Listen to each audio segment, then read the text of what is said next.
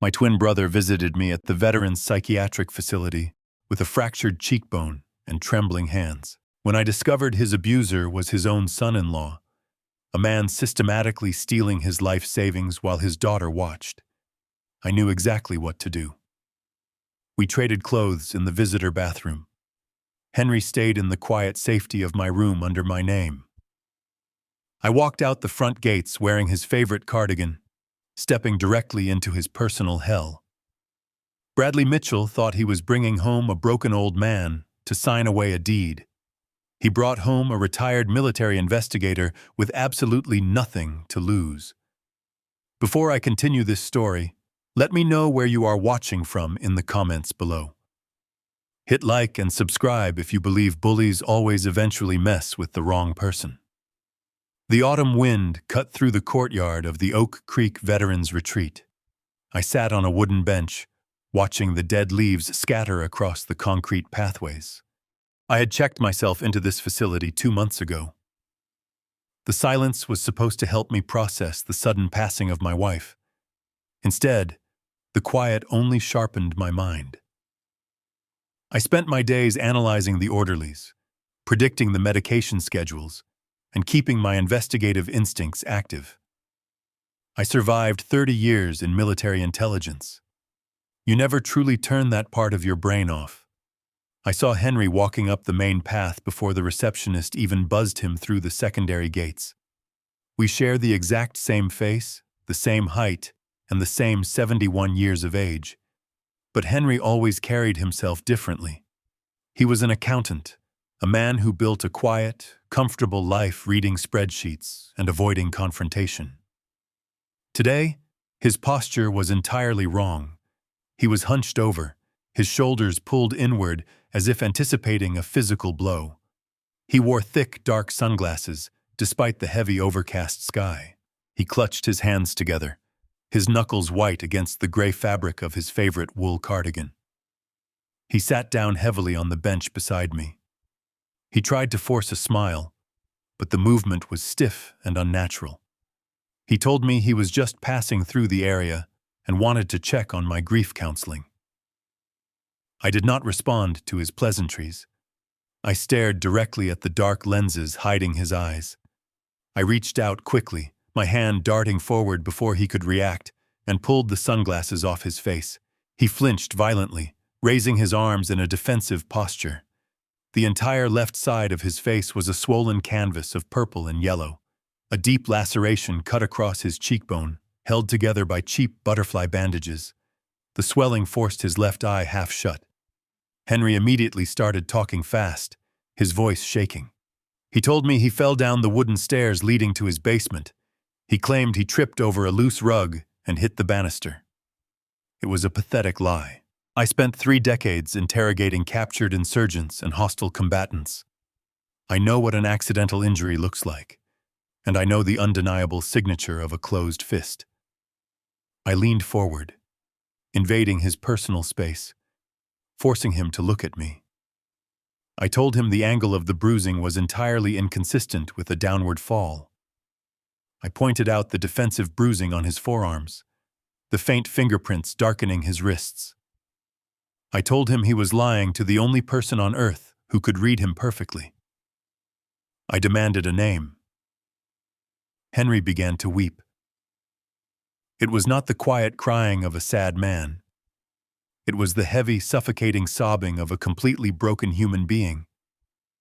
He buried his face in his hands, his shoulders heaving with every breath. I did not pat his back. I did not offer hollow words of comfort. I simply waited for the emotional dam to break. When he finally caught his breath, the horrifying truth spilled out into the cold air. His son-in-law, Bradley Mitchell, was destroying him. Bradley operated a mid-sized logistics firm that was currently drowning in undisclosed debt. To save his failing company, Bradley demanded Henry sign over his entire retirement portfolio, a sum totaling nearly $2 million. When Henry refused, citing his need for medical care and living expenses, the verbal abuse escalated into physical violence. 3 nights ago, Bradley cornered Henry at the top of the basement stairs. He demanded the signature again. When Henry said no, Bradley shoved him backward. Henry tumbled down 12 wooden steps, striking the concrete floor at the bottom. The impact fractured his cheekbone and cracked 2 ribs. I felt a cold, familiar rage settling deep in my chest. I asked Henry where his daughter was when this happened. I asked him what Allison did while her husband threw her father down a flight of stairs. Henry looked at the ground. He whispered that Allison was standing in the kitchen. She saw the entire thing. She did not call an ambulance. She did not yell at Bradley. She simply turned around and walked upstairs, leaving her father bleeding on the cold basement floor. Later that night, Bradley stood over Henry's bed. He delivered an absolute ultimatum. Henry would sign the asset transfer documents by the end of the week. If he refused, Bradley would have him legally declared mentally incompetent and permanently committed to a state-run psychiatric ward. Allison had already agreed to sign the medical affidavits, claiming Henry was suffering from violent dementia. My twin brother was entirely trapped. His own flesh and blood had weaponized his age and vulnerability against him. He came to my facility to say goodbye, fully believing his life was over. I stood up from the wooden bench. I did not feel grief anymore. I felt absolute crystalline clarity. I looked at Henry and told him to stand up. I grabbed his arm and marched him directly into the visitor center, bypassing the orderly station, and pushed him into the main restroom. I locked the heavy door behind us. Henry looked at me, confused and terrified. I unbuttoned my jacket and threw it onto the sink counter. I ordered him to take off his clothes. I told him he was not going back to that house. I told him he was staying here, in my room, under my name, where the facility security would keep him entirely safe from Bradley and Allison. He stammered, arguing that Bradley would simply send the police to find him. I looked him dead in the eye and told him Bradley was not going to look for him. Bradley was going to find me. We traded everything. I put on his gray wool cardigan, his tailored slacks, and his comfortable walking shoes. He put on my military surplus jacket and heavy boots. I took his wallet, his car keys, and the house keys. We matched physically in every detail, right down to the receding hairline. With the addition of the cheap pair of reading glasses from his pocket, I was his perfect mirror image. I gave Henry strict instructions. I told him to go to my room and lock the door. I told him Dr. Vance, the chief resident and my former military colleague, would be checking on him shortly. I had already sent Vance a text message requesting a 2-week medical isolation period for severe grief management. No visitors would be allowed. No phone calls would be connected. Henry would be a ghost, completely protected by medical privacy laws. I walked out of the bathroom, leaving my terrified brother behind. I walked past the reception desk, out the front gates, and found Henry's sedan in the parking lot. I adjusted the mirrors, started the engine, and drove toward the wealthy suburbs. I was no longer a grieving widower. I was a precision instrument of retaliation. The drive took exactly 45 minutes. I pulled into the sweeping circular driveway of Henry's sprawling brick estate. It was a beautiful home, paid for entirely by Henry's decades of hard work. Now, it was infested with parasites. Before I even put the car in park, the heavy mahogany front door flew open. Bradley Mitchell stormed out. He was a large man, artificially bulked up from expensive gym memberships, wearing a tight designer polo shirt. His face was red with fury. He marched down the front steps, grabbed the handle of the driver's side door, and yanked it open before I could turn off the ignition. He reached inside, grabbed a fistful of my wool cardigan, and violently hauled me out of the driver's seat. He slammed my back against the side of the car. He screamed directly into my face, his breath smelling of stale coffee and aggressive entitlement. He demanded to know where I had been. He demanded the signed portfolio transfer documents immediately. I did not resist. I forced my shoulders to slump. I let my head drop forward, avoiding eye contact. I commanded my hands to shake, mimicking the terror Henry felt every single day. I stammered, my voice weak and raspy. I told him I went to the bank to get the paperwork, but there was a complication. Bradley tightened his grip on my collar, lifting me slightly off the ground. He asked what kind of complication. I kept my voice small and pathetic. I explained that because the portfolio exceeded $1 million, the bank manager refused to release the funds based on a simple signature.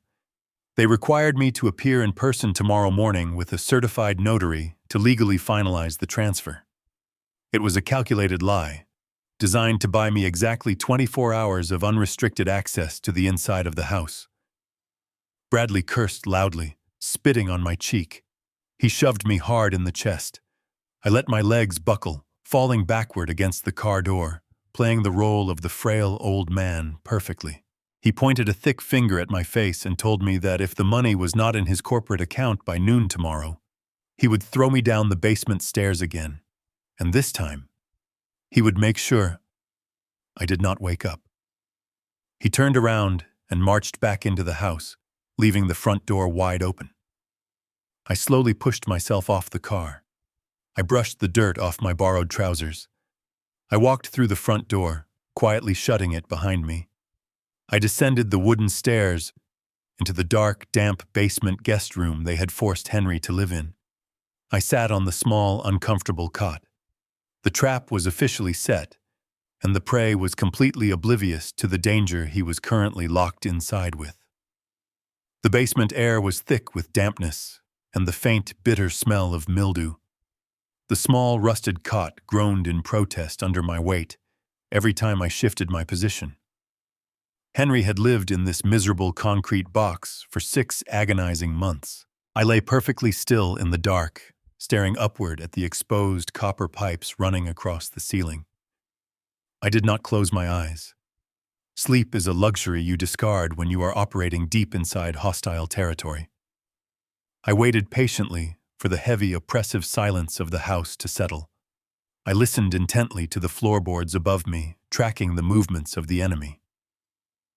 I followed the heavy, careless footsteps of Bradley Mitchell as he paced the living room, drank heavily from a glass, and finally retreated up the main staircase to the master bedroom.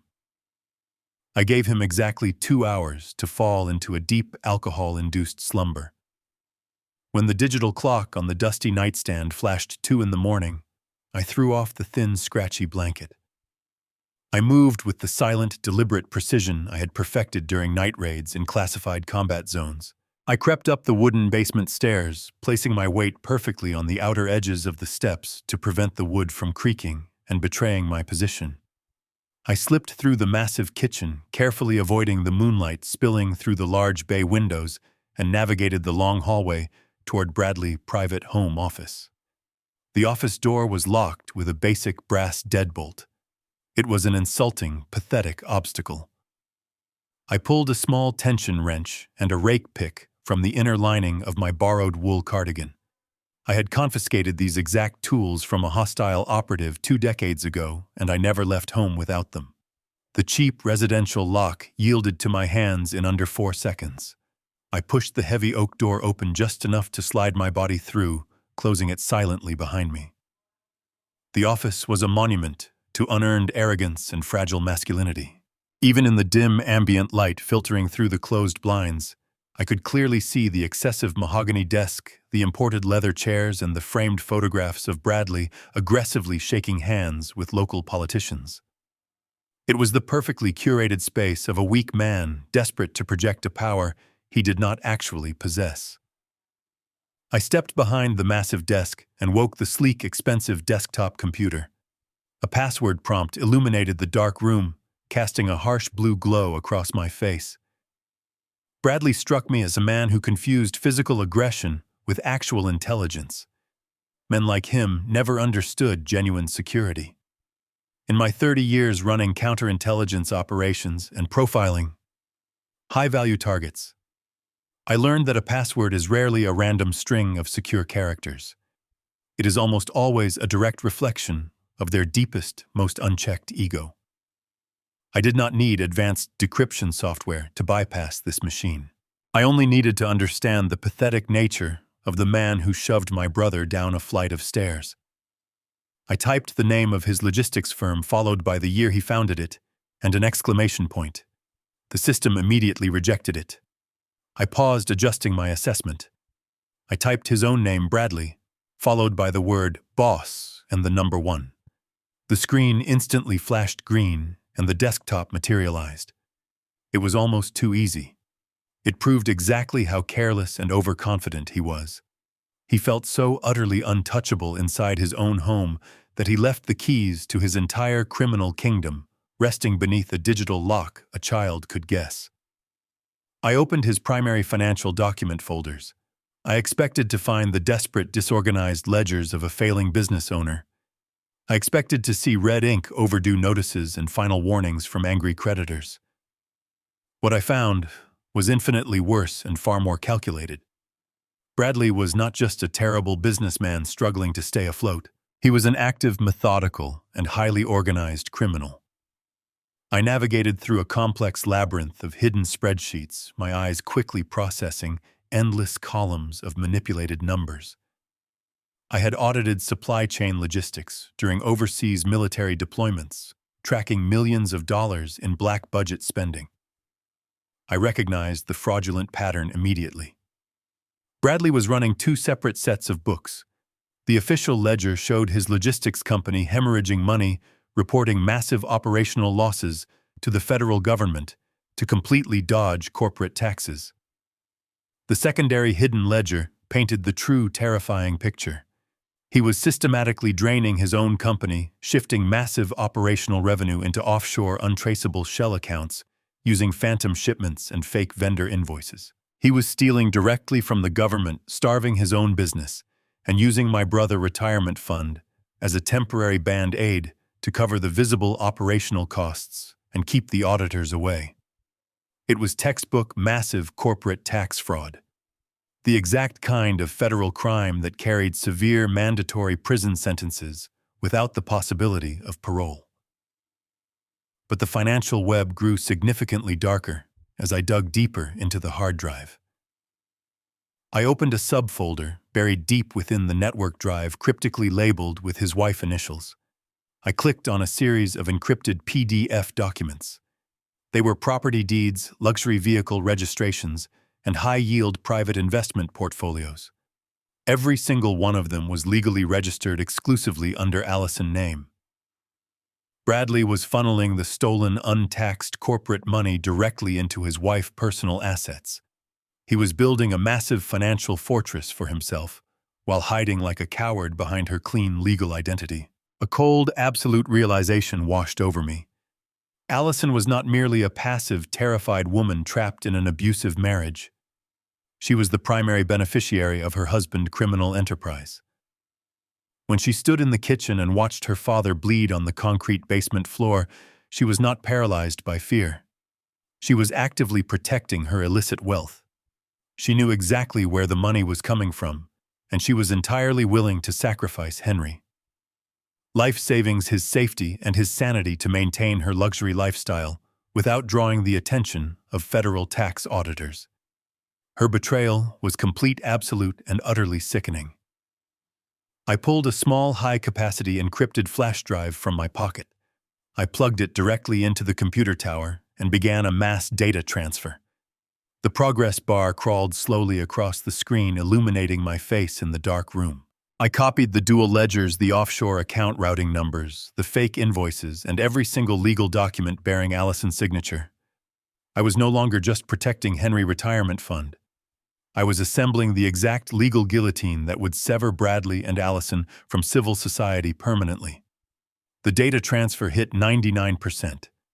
Suddenly, the wooden floorboards in the hallway directly outside the office creaked under a heavy weight. Someone was awake. I watched the progress bar inch toward completion as the heavy, shuffling footsteps grew louder, moving deliberately toward the closed office door. I did not panic. I calmly hovered my finger over the eject button, my muscles coiling tight, preparing for the inevitable violent confrontation. The screen finally flashed a small notification indicating the transfer was completely successful. I pulled the drive, slipped it into my pocket, and powered the monitor down into total darkness, just as the brass doorknob began to turn. Morning arrived with the harsh mechanical humming of the central heating unit vibrating through the basement ceiling. I sat up on the rusty cot, feeling the deep ache in my lower back. The physical toll of sleeping on a thin mattress over concrete was significant, but it was nothing compared to the agony my brother had endured down here for half a year. I carefully stood up and stretched my legs, forcing my joints to loosen. I walked over to the small, cracked mirror hanging above the utility sink. I studied my reflection in the harsh fluorescent light. I adjusted the cheap reading glasses on my nose and practiced the defeated slump of Henry posture. I traced the edge of the butterfly bandages on my cheek. The bruising had deepened overnight, turning a dark, ugly shade of violet. It was a glaring billboard of domestic violence. I took a slow, deep breath, locking the retired military investigator away behind the frightened eyes of a broken accountant. It was time to face my niece. It was time to find out exactly how much of her soul she had sold to Bradley Mitchell and whether she was worth saving from the impending fire. I climbed the wooden stairs with agonizing slowness, letting my footsteps drag heavily against the wood. I pushed open the door to the main house and stepped into the sprawling designer kitchen. The room was flooded with bright morning sunlight, reflecting off the pristine white marble countertops and the stainless steel appliances. It was a room built for a culinary magazine, paid for entirely by fraud and extortion. Allison was standing near the expensive espresso machine. She wore a luxurious silk robe holding a steaming ceramic mug with both hands. She did not look up when I entered. She did not ask how I slept. She did not ask if I needed ice for my face. She did not ask if I needed pain medication for my cracked ribs. She did not show a single ounce of human decency. She simply reached over to a silver toaster and dropped 2 slices of cheap plain bread onto a small ceramic plate. She slid the plate across the cold marble island toward the edge where I stood. The toast was unbuttered and completely cold. It was a profound, insulting gesture designed to remind me of my absolute lack of value in this house. I pulled a heavy wooden stool back and sat down, keeping my eyes lowered. I stared at the dry toast. I needed to know the exact depth of her complicity. The financial documents I stole last night proved she was legally benefiting from her husband's crimes, but I needed to look into her eyes to see if any shred of daughterly love remained. I needed to know if she was a hostage to Bradley violence or a willing participant in this nightmare. I slowly raised my hand and touched the swollen purple flesh around my eye, pressing just hard enough to make myself flinch. I let out a soft, pathetic wince, ensuring the sound carried across the quiet kitchen over the humming of the refrigerator. I looked up at her. I called her name using the soft, trembling voice Henry always used when he was afraid. She finally turned her head and looked at me. Her expression was completely blank. There was no pity. There was no shame. There was only a thin veil of extreme annoyance. I asked her directly about the stairs. I kept my voice weak and fragile. I asked her why she walked away when Bradley pushed me. I asked her why she turned her back when I hit the ground. I asked her how she could sleep comfortably in her massive bed while her own father lay broken in a damp basement just a few feet below her. I laid the trap perfectly. I gave her the ultimate opportunity to break down, to apologize, to tell me she was terrified of her husband and desperately needed help to escape him. If she had shed a single genuine tear, if she had offered one word of real remorse, I might have spared her from the absolute destruction I was preparing to unleash. I waited for her humanity to surface. Allison took a slow, deliberate sip of her expensive espresso. She set the ceramic mug down on the marble counter with a sharp click. She crossed her arms over her silk robe and looked down at me with absolute contempt. She told me I was overreacting. She told me I was always too sensitive and that I needed to stop playing the victim. Her voice was flat and perfectly steady. She said Bradley was under a tremendous amount of corporate stress and that I was intentionally provoking him by being stubborn about the retirement portfolio. She actually blamed the victim for bleeding on her floor. She leaned forward, resting her hands on the cold marble, and delivered the final fatal blow to her own future. She told me to stop being so utterly dramatic. She said the money was just sitting in a retirement account, doing absolutely nothing, while they were desperately trying to maintain their social standing and keep their business afloat. She commanded me to go to the bank this morning without any more complaints, sign the legal transfer documents, and hand the entire portfolio over to Bradley. She said it was the only way to keep the peace in her house. She told me if I just did what I was told, nobody would have to get hurt anymore. The silence that followed her words was deafening. I looked at the daughter my brother had raised. I looked at the woman he had sacrificed his entire adult life to provide for. She was completely hollow. She did not view him as a father. She viewed him as a stubborn obstacle standing between her and her unearned luxury.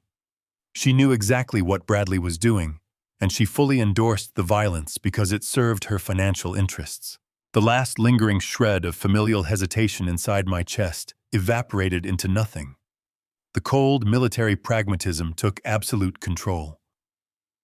I realized in that exact moment that Allison was not collateral damage. She was the primary target. I slowly lowered my head back down, staring at the plate of cold toast. I let a fake tear roll down my uninjured cheek, playing the role of the defeated father to absolute perfection. I nodded slowly, whispering that I understood and that I would go to the bank. Allison let out a heavy sigh of relief, turning her back to me to pour another cup of coffee. She thought she had won. She thought she had successfully bullied a broken old man into total submission. She had no idea that she had just signed her own financial and social death warrant by choosing a shiny espresso machine and a silk robe over her father life. I picked up the dry piece of bread and took a slow, deliberate bite, chewing the tasteless food with cold, mechanical precision. The interrogation was officially over. The verdict was completely guilty. I would burn her perfect world to the ground right alongside his. I swallowed the last piece of dry toast and carefully washed the ceramic plate in the stainless steel sink. The cold water rushed over my hands, grounding my thoughts and preparing my mind for the next phase of the operation. I dried my hands on a pristine white linen towel and slowly shuffled out of the kitchen. I kept my shoulders hunched and my gaze fixed firmly on the floorboards, perfectly maintaining the physical profile of a defeated old man. I navigated the wide corridor leading toward the front foyer, where Henry kept his heavy winter coat and sensible walking shoes. The hallway was a narrow gallery of unearned wealth. Expensive, abstract paintings hung on the walls, illuminated by perfectly angled, recessed lighting. A massive crystal chandelier hovered near the front entrance, casting fragmented rainbows across the imported Brazilian hardwood floor. Every single luxury item in this house was a physical manifestation of Bradley greed and Allison's silent complicity. I reached the small mahogany bench near the front door and sat down heavily, pretending to struggle with the simple act of tying my shoelaces. I was not actually struggling. I was intentionally delaying my departure, listening to the heavy thudding footsteps echoing from the second-floor staircase. Bradley was finally awake. He descended the stairs with the clumsy, aggressive energy of a man nursing a severe hangover and a guilty conscience.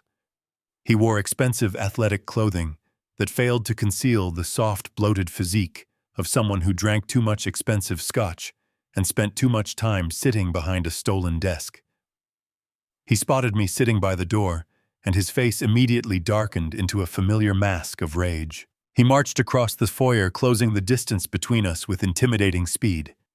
He planted himself directly in front of me, intentionally blocking the natural light spilling through the front windows. He leaned down, his massive frame casting a dark, oppressive shadow over my seated body. He demanded to know why I was still inside the house. His voice was loud and grating, vibrating with a violent impatience that told me he was desperate to secure the stolen retirement funds before his corporate facade completely collapsed. I kept my head down, staring at the toes of my shoes. I answered him in a thin, trembling whisper, explaining that my joints were stiff and I needed a moment to catch my breath before walking to the bus stop. I told him the bank was only a few miles away, and I would be there before the manager returned from his morning coffee break. My intentional display of weakness did not pacify him. It only infuriated him further. Predators like Bradley despise weakness because they secretly fear it in themselves. He reached down and grabbed the collar of my borrowed wool cardigan, hauling me violently to my feet. My back slammed against the heavy wooden front door, rattling the brass hinges. He pressed his forearm against my collarbone, pinning me in place. He screamed that he did not care about my stiff joints or my breathing. He told me I was entirely useless and that I existed only to serve his financial needs. He raised his right hand, pulling it back into a tight, heavy fist. I saw the exact moment the decision formed in his dull eyes. He was going to punch me directly in the face just like he had done to my brother. He wanted to break my spirit completely before sending me to the bank to ensure I would not dare ask the teller for help. He committed all his weight to the strike, swinging his fist in a wide, sloppy arc aimed squarely at my jaw. He made a fatal miscalculation. He believed he was attacking a terrified accountant. He did not realize he was launching an assault on a man who had spent 3 decades training in advanced close-quarters combat and surviving hostile interrogations. I did not need to think. My body reacted entirely on pure, ingrained instinct. In the fraction of a second, before his fist could connect, I shifted my weight, dropping my center of gravity and stepping slightly to the outside of his striking path. His massive fist sailed harmlessly past my ear, violently punching the empty air. Before he could recover his balance or comprehend his miss, my left hand snapped upward like a coiled spring. I caught his extended wrist with absolute mechanical precision. I did not grab his arm to hold him back. I seized the specific cluster of delicate bones and sensitive nerve endings resting just below his hand. I twisted his wrist outward at a severe, unnatural angle, while simultaneously applying intense downward pressure with my thumb directly into the radial nerve. The effect was instantaneous and entirely devastating. The human body cannot simply ignore that level of concentrated structural agony. Bradley let out a sudden, high-pitched gasp as the pain shot up his arm and directly into his central nervous system. His knees immediately buckled under him. All the aggressive power completely vanished from his massive frame as he collapsed downward, crashing heavily onto the imported hardwood floor. He landed squarely on his knees, crying out in shock. I maintained the joint lock for exactly 3 seconds, keeping him entirely paralyzed at my feet. I stared down at him, watching the sheer terror bloom in his wide, bloodshot eyes. He was completely helpless, trapped by a grip he could neither break nor understand. I let him feel the absolute reality of his own physical vulnerability. I let him realize that his size and his anger meant absolutely nothing in the face of genuine lethal capability. Then, just as quickly as I had engaged, I completely released my grip. The violent military operator instantly vanished, retreating back into the shadows of my mind. I took 2 rapid steps backward, deliberately, stumbling against the mahogany bench. I let my shoulders collapse inward. I raised my trembling hands to my mouth, opening my eyes wide in a perfect pantomime of elderly panic. I let out a loud, wavering gasp and asked him if he was all right. I quickly apologized in a high, reedy voice, suggesting that he must have slipped on the polished floorboards while trying to reach for the door handle. I asked if he needed me to call Allison for help. Bradley remained kneeling on the floor, clutching his rapidly swelling wrist against his chest. He was panting heavily, his face entirely pale and slick with cold sweat. He stared up at me with a mixture of profound confusion and deep primal fear. His brain simply could not reconcile what had just happened. He remembered the excruciating pain and the impossible speed of the counterattack, but his eyes only saw a frail, hunched old man trembling in a wool sweater. He slowly pulled himself up, using the wall for support, never taking his eyes off me. He did not say another word. He simply backed away down the hallway, cradling his arm entirely stripped of his false dominance, leaving the path to the front door wide open. I turned the brass knob and stepped out into the crisp morning air. the first physical victory officially secured. I walked to the end of the sweeping circular driveway, leaving the heavy, oppressive atmosphere of the brick estate behind me. I pulled my brother's smartphone from my pocket and ordered a rideshare vehicle. The black sedan arrived within 10 minutes. I climbed into the back seat, giving the driver a polite nod, but offering no conversation.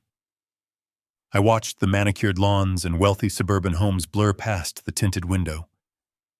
This neighborhood was a monument to carefully constructed lies. Bradley and Allison lived in a fragile bubble financed entirely by my brother's lifelong discipline. That bubble was about to burst permanently. The ride to the downtown financial district gave me ample time to review the tactical parameters of my next move. I was not just protecting Henry's money today.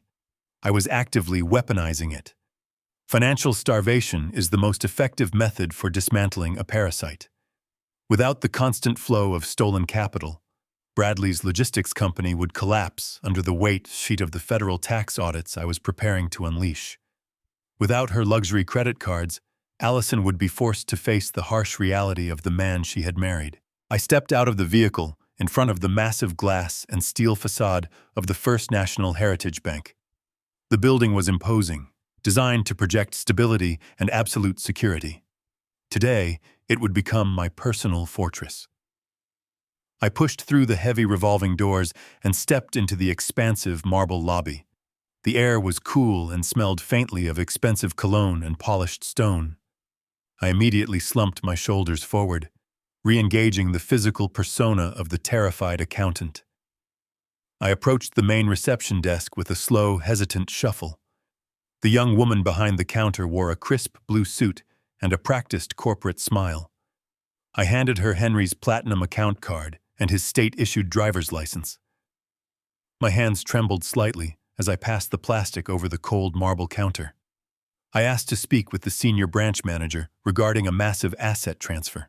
She scanned the card, and her eyes widened slightly as the system displayed the staggering balance of the retirement portfolio. Her corporate smile instantly transformed into an expression full of deep professional deference. She picked up her telephone and whispered a few words into the receiver. Within 60 seconds, a tall man in a tailored gray suit emerged from a set of frosted glass doors. He introduced himself as Mr. Sterling, the executive branch director. He offered a firm handshake and gently guided me toward his private corner office. He offered me a cup of premium coffee and asked how he could assist with the portfolio transfer I had called about yesterday. He fully expected me to sign the wealth over to Bradley Mitchell. I sat down in the plush leather chair across from his massive mahogany desk. I took a slow, steadying breath, letting the frightened old man persona completely dissolve. I straightened my spine, pressing my shoulders firmly against the leather. I looked Mr. Sterling directly in the eyes. My voice was no longer a trembling whisper. It was cold, authoritative, and absolute. I told him there would be no transfer to Bradley Mitchell today or ever. I informed him that I suspected my son-in-law of engaging in severe corporate financial fraud and attempting a hostile extortion of my assets. Mr. Sterling dropped his expensive silver pen on the desk, the color rapidly draining from his face. Banks despise the mere mention of federal fraud. They despise legal liability even more. I did not give him time to panic or offer hollow corporate apologies. I took total command of the room. I handed him a prepared list of absolute directives. First, I ordered an immediate total freeze on all secondary access to my accounts. Every joint credit line, every debit card, and every authorized user linked to the portfolio was to be terminated instantly. Bradley and Allison would discover their plastic was entirely useless the next time they tried to buy a cup of coffee. Second, I demanded the immediate liquidation of the primary retirement portfolio. The entire $2 million balance was to be converted into a secure wire transfer. Mr. Sterling stared at me in stunned silence, his fingers hovering over his computer keyboard. He stammered, asking where I intended to send such a massive sum of liquid capital. I pulled a thick, sealed envelope from the inner pocket of my wool cardigan and slid it across the desk. It contained the legally binding establishment documents for an irrevocable blind trust. I had authorized my personal lawyer, Carter Reed, to draft the paperwork late last night using a secure encrypted connection. Carter was a ruthless corporate litigator and a former military subordinate who owed me his life. He built legal fortresses that no civil attorney could ever breach. The trust was specifically designed to be entirely impenetrable. As the primary beneficiary, Henry would receive a comfortable monthly stipend for the rest of his life, ensuring his medical care and housing were permanently secured. However, he legally surrendered all direct control over the principal balance. This meant that even if Bradley held a gun to my brother's head, Henry literally could not authorize a transfer. The money was gone, completely shielded behind walls of aggressive corporate law. Mr. Sterling verified the routing numbers and executed the transfer with nervous efficiency. I watched the computer monitor as the massive account balance dropped to zero. The trap was locked. The bait was removed. I stood up, buttoned my cardigan, and walked out of the bank. Bradley was currently sitting in his stolen house, eagerly waiting for a financial rescue that was never going to arrive. I returned to the cold dampness of the basement guest room and sat on the edge of the rusty cot. The digital clock on the dusty nightstand read 1:15 in the afternoon. I calculated the timeline with absolute military precision. Bradley Mitchell was a creature of pathetic habit. His logistics company always settled their primary vendor accounts on Thursday afternoons before the banks closed for the weekend wire transfers. He relied entirely on my brother retirement platinum credit line to float his failing business operations. A logistics firm burns through massive amounts of daily capital to cover diesel fuel costs, driver salaries, and warehouse leasing fees. Without a constant flow of stolen money, his entire fleet of delivery trucks would literally grind to a halt within 24 hours. Today, that artificial lifeline was completely severed. I leaned back against the cold concrete wall and closed my eyes. I did not sleep. I simply listened. I waited for the inevitable explosion. Financial starvation works exactly like physical starvation. The panic sets in slowly at first, and then it completely consumes the target, driving them to absolute desperation. At exactly 2:45, the heavy wooden floorboards above my head groaned under a sudden violent impact. The front door of the estate had not just been opened, it had been kicked violently against the wall. I heard the unmistakable sound of shattered glass as something heavy was thrown across the foyer. Bradley was home. His heavy footsteps thundered across the imported Brazilian hardwood floor. He was not walking. He was stomping with the frantic, uncontrolled energy of a cornered animal. I heard his muffled voice echoing through the ventilation ducts. He was screaming at Allison. He was shouting about a humiliating public encounter. He had attempted to pay for a massive corporate luncheon with his most important shipping clients using the joint platinum card. The waiter had returned to the table and loudly informed him that the card was permanently declined. His perfect corporate facade had just violently crashed into a brick wall of insufficient funds. Allison tried to calm him down, her voice shrill and panicked, but he silenced her with a loud, aggressive roar.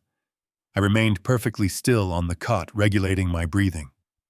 I let my shoulders slump forward and commanded my hands to adopt the familiar, terrified tremor. The wooden door at the top of the basement stairs was suddenly ripped open, hitting the drywall with a loud crack.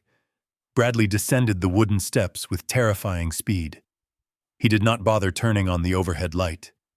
He brought the darkness with him. He reached the concrete floor and marched directly toward my small cot. His face was entirely flushed, a dangerous shade of crimson. His expensive silk tie was yanked completely loose, hanging unevenly around his thick neck. He was sweating profusely, his chest heaving with exertion and pure, unadulterated panic. He held my brother platinum credit card pinched tightly between his thick fingers. He thrust the piece of plastic directly into my face, stopping mere inches from my nose. He demanded to know what I had done at the bank. His voice was no longer the arrogant boom of a wealthy executive. It was the desperate, ragged shriek of a man watching his entire life disintegrate in real time. He screamed that the card was violently declined in front of his investors. He screamed that his corporate accounts were frozen and his vendors were threatening to seize his delivery trucks by tomorrow morning. He grabbed the collar of my wool cardigan, preparing to haul me to my feet and resume his physical abuse. I looked up at him through the cheap reading glasses. I made sure my eyes were wide and swimming with manufactured terror. I raised my trembling hands in a defensive posture, shrinking back against the cold concrete wool. I let my voice crack, perfectly mimicking the frail pitch of a frightened elder. I told him I did not understand what he was talking about. I told him I went to the bank exactly as he had commanded me to do. I explained that I sat down with Mr. Sterling, the branch manager, to sign the asset transfer documents, but the system suddenly locked us out. Bradley tightened his grip on my sweater, his knuckles turning white. He demanded to know why the manager stopped the transfer. I delivered the fatal blow with absolute precision, keeping my voice small and pathetic. I whispered that the bank automated security algorithms had flagged the entire portfolio for massive fraudulent activity. I told him the federal banking system detected severe financial irregularities, connecting his corporate tax identification number directly to my personal retirement accounts. I explained that the bank noticed highly suspicious secondary transfers routing my pension money into offshore shell accounts registered under Allison's name. The color drained entirely from Bradley's face, leaving him a sickening shade of pale gray. His jaw went completely slack. He slowly released my sweater, his thick fingers trembling. The realization hit him with the force of a freight train. He knew exactly what fraudulent activity meant. He knew about the dual ledgers, the stolen employee pensions, and the hidden corporate assets I had discovered on his computer the night before. He assumed his careless financial crimes had finally triggered a catastrophic internal bank audit.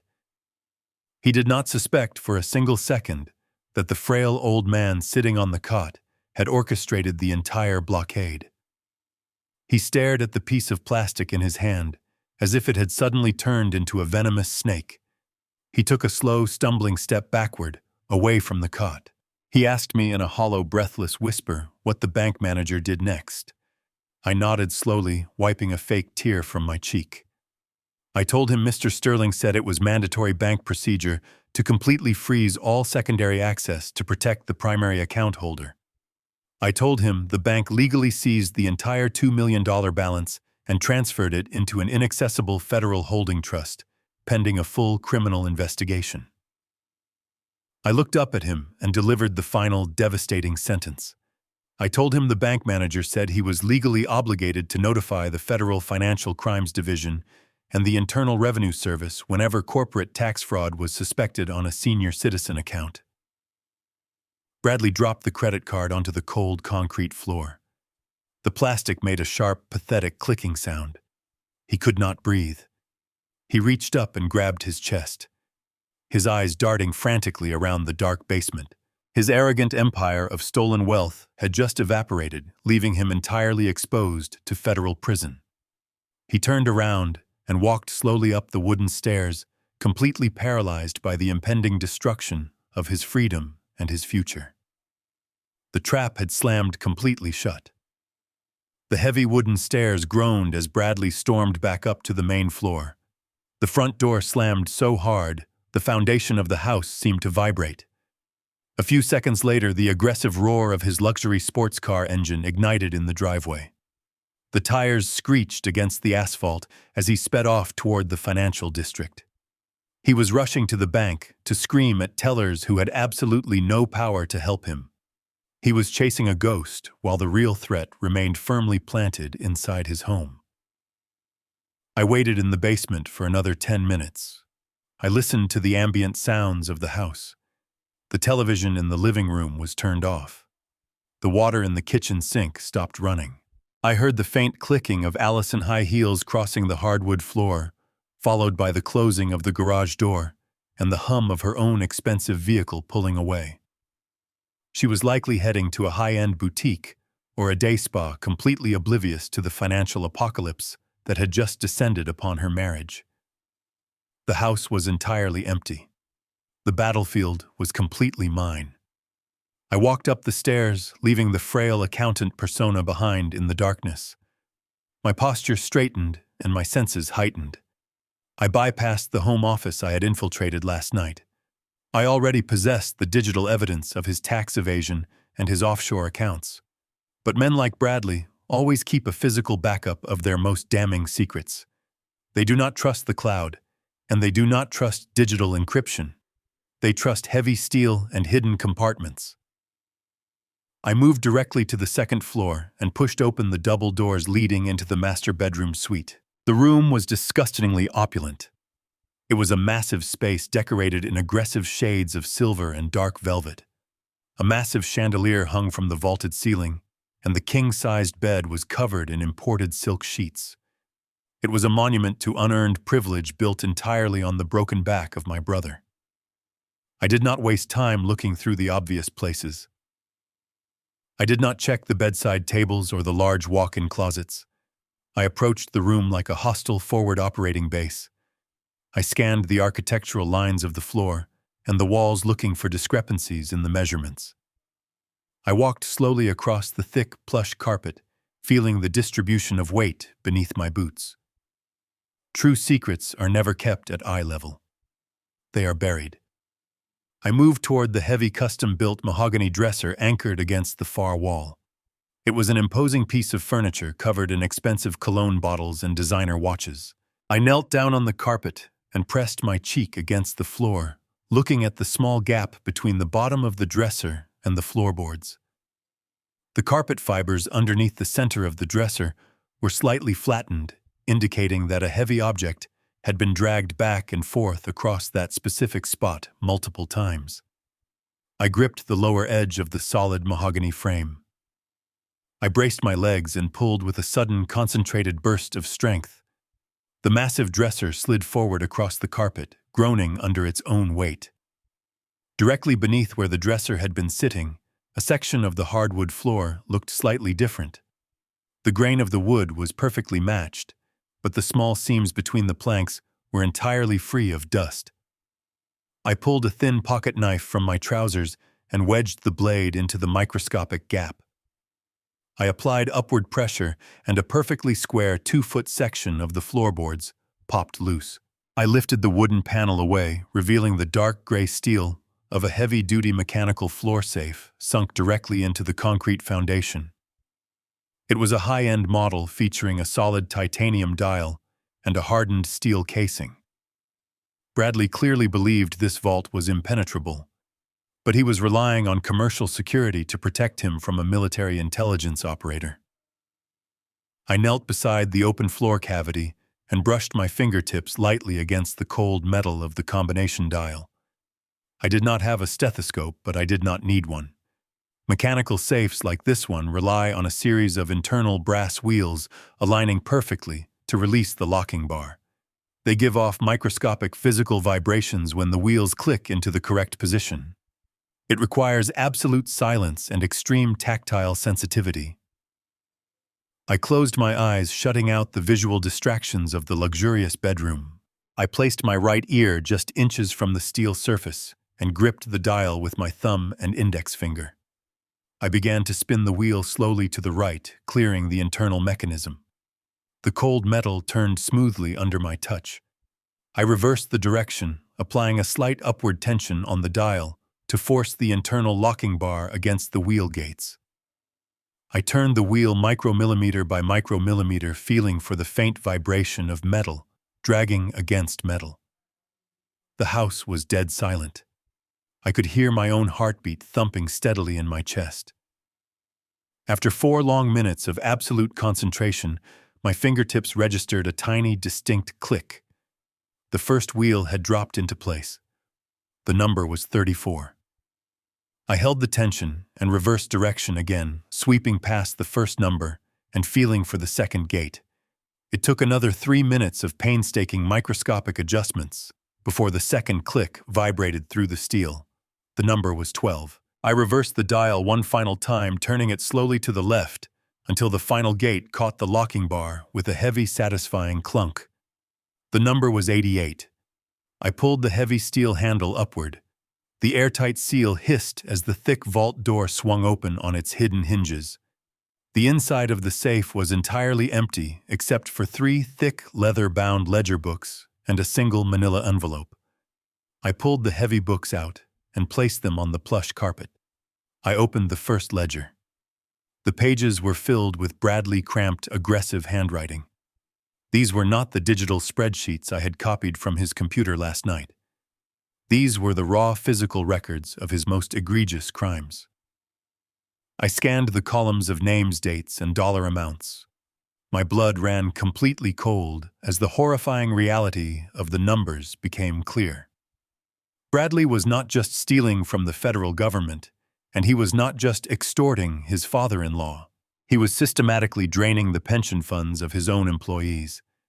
He was taking the hard-earned retirement money from the truck drivers, the warehouse workers, and the logistics coordinators who kept his failing business running. He was quietly siphoning thousands of dollars every week from working-class families, shifting their future security into his own pockets to pay for his luxury cars and his wife's designer clothing. It was an act of pure, absolute economic violence. He was destroying the lives of dozens of innocent people to maintain his pathetic illusion of wealth. I opened the manila envelope. It contained the original signed documents for Henry retirement portfolio transfer, perfectly forged and notarized by a corrupt legal contact. Bradley had kept the forged documents ready, intending to force Henry to authorize them retroactively to cover his massive illegal tracks. He was going to use my brother's legitimate savings to fill the massive gaping hole he had torn into his employees' pension funds right before the federal auditors arrived. It was a perfectly evil, self-sustaining cycle of theft. I pulled out my encrypted flash drive and a small digital camera from my pocket. I spent the next 20 minutes photographing every single page of the 3 physical ledgers, capturing the undeniable proof of his systemic embezzlement. I photographed the forged documents and the specific bank routing numbers he was using to hide the stolen pension money. The digital evidence I gathered last night would send him to federal prison for tax evasion. But this physical evidence would destroy him entirely.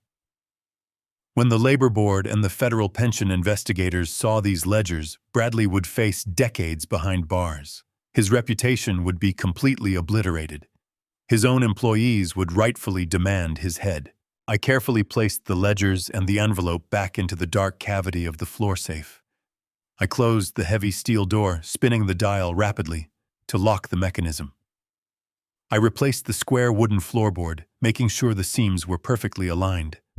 I pushed the massive mahogany dresser back into its original position, covering the hidden vault completely. I stood up and brushed the lint from the knees of my borrowed wool cardigan. The operation had escalated far beyond a simple domestic dispute. This was no longer just about protecting my twin brother. It was about dismantling a predator who was feeding on the innocent. I walked out of the master bedroom, pulling the door firmly shut behind me. I descended the stairs and returned to the damp basement, sitting back down on the uncomfortable couch.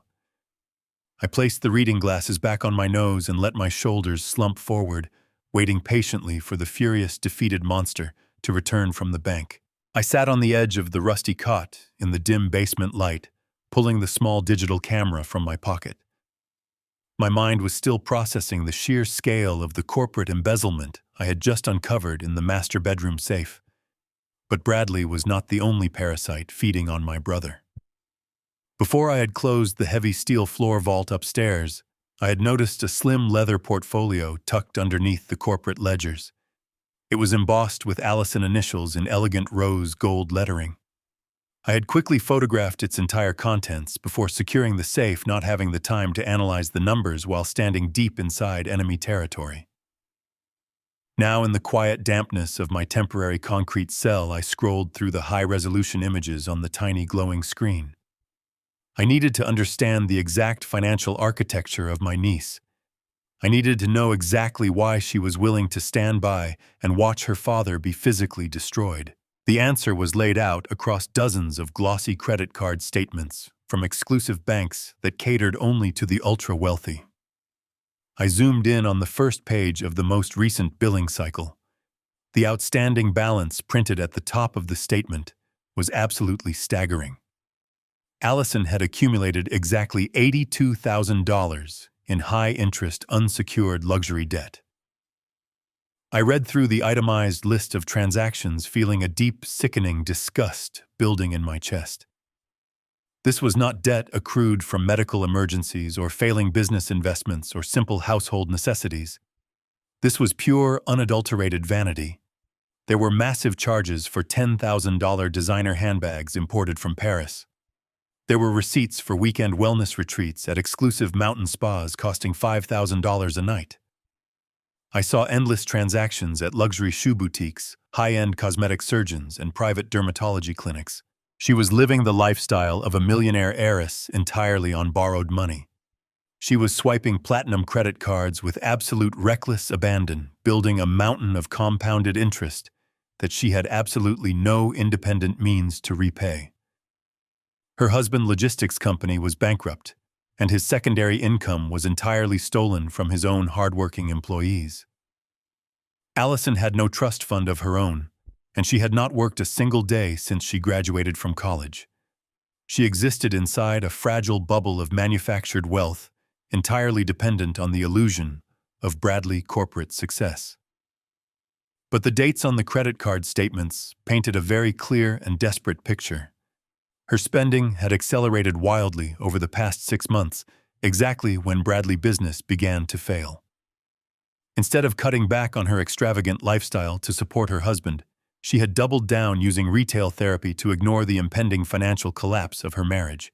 She was buying imported silk robes and diamond tennis bracelets, while the men who drove her husband delivery trucks were having their pension funds secretly drained. It was a level of profound selfishness that I found deeply difficult to comprehend. The horrifying truth of her silent complicity finally clicked into perfect focus. I stared at the digital image of a final notice warning from a premium credit card company. They were threatening immediate legal action and asset seizure. When Henry was shoved down the wooden stairs 3 nights ago, Allison did not walk away because she was paralyzed by fear or intimidated by Bradley's violent temper. She walked away because she needed her father to sign over his retirement portfolio just as desperately as her husband did. She was entirely trapped in a financial prison of her own making. The creditors were undoubtedly beginning to circle, demanding minimum monthly payments that she could no longer afford to make. If Bradley's corporate facade completely collapsed, her secret mountain of luxury debt would be exposed to the public, and her carefully curated social standing would be instantly obliterated. She viewed Henry's $2 million pension as a massive, unavoidable personal bailout. She was fully expecting her father's estate to wipe her financial slate completely clean. She had calculated the value of his life savings against the cost of her designer wardrobe, and she had decided that her shoes and her handbags were significantly more valuable than his physical safety. It was a level of cold, calculated sociopathy that rivaled the absolute worst criminals I had ever investigated during my military career. She was not a victim of circumstance trapped in a toxic household. She was a willing, active predator who used silence and apathy as her primary weapons. She had watched her father bleed on the concrete floor, and her only thought was how his submission would pay for her next vacation. The betrayal was so deep and so absolute that it completely severed any lingering biological loyalty I might have felt toward her. I scrolled through the remaining images, verifying the dates and the minimum payment warnings printed in bold red ink. The most recent statement indicated that the bank was preparing to send her accounts to a hostile collections agency by the end of the month. She was completely out of time. That explained her absolute lack of empathy in the kitchen this morning. Her cold demand that I sign the papers to keep the peace was actually a desperate demand to save her from personal financial ruin. She needed me to surrender so she could continue pretending to be wealthy. I connected the digital camera to my encrypted flash drive using a small cable. I transferred every single image of her credit card statements into a separate, secure folder on the drive. I labeled the folder with her full name, marking it as a high-priority target for my attorney. I organized the files meticulously, ensuring that every receipt and every overdue notice was perfectly legible. Bradley would face federal prison for his corporate crimes, but Allison's punishment would be entirely different and far more personal. I was going to strip away the only thing she actually cared about in this world. I was going to let her drown under the crushing weight of her own vanity. When the federal authorities seized Bradley assets to repay the stolen pensions, Allison would be left completely alone, holding $80,000 of unsecured debt, with absolutely no income and no safety net. I slipped the encrypted drive back into the inner pocket of my borrowed wool cardigan. The intelligence-gathering phase of my operation was officially complete. I had uncovered the tax fraud, the stolen pensions, and the secret luxury debt. I had the weapon, and I had the ammunition required to completely dismantle their lives. I leaned back against the cold concrete wall of the basement and waited for the sun to set. The evening was rapidly approaching, and the daily family dinner would serve as the perfect battlefield. I needed to push Bradley completely over the edge to make him feel the absolute desperation of his situation. I closed my eyes and focused on my breathing, letting the cold military precision wash over me. The time for gathering evidence was over. The time for active psychological warfare had officially begun. The grandfather clock in the main hallway chimed 7 times, echoing heavily through the suffocating silence of the estate. I sat at the far end of the long mahogany dining table, perfectly maintaining the hunched posture of my twin brother. Allison sat at the opposite end, staring blankly at her expensive smartphone. She had ordered premium dinner from a high-end local steakhouse, completely unwilling to cook and desperately trying to maintain her illusion of domestic normalcy. A thick, perfectly seared ribeye steak rested on the porcelain plate in front of me, alongside roasted asparagus and garlic potatoes. It was a meal paid for by the very credit cards I knew were about to be permanently declined. I picked up my silver knife and fork, holding them with a slight, manufactured tremor. I was not nervous. I was entirely calm. My mind was completely clear, operating with the cold, absolute precision of a military tactician preparing for a decisive nighttime engagement. I slowly cut a piece of the rich meat, chewing it with deliberate focus. I was restoring my physical strength, waiting patiently for the enemy commander to return to the battlefield and realize he had already lost the war. The heavy front door suddenly violently crashed open. The sound of the solid wood slamming against the drywall sent a sharp echo through the first floor. Allison jumped in her chair, dropping her phone onto the table with a loud clatter.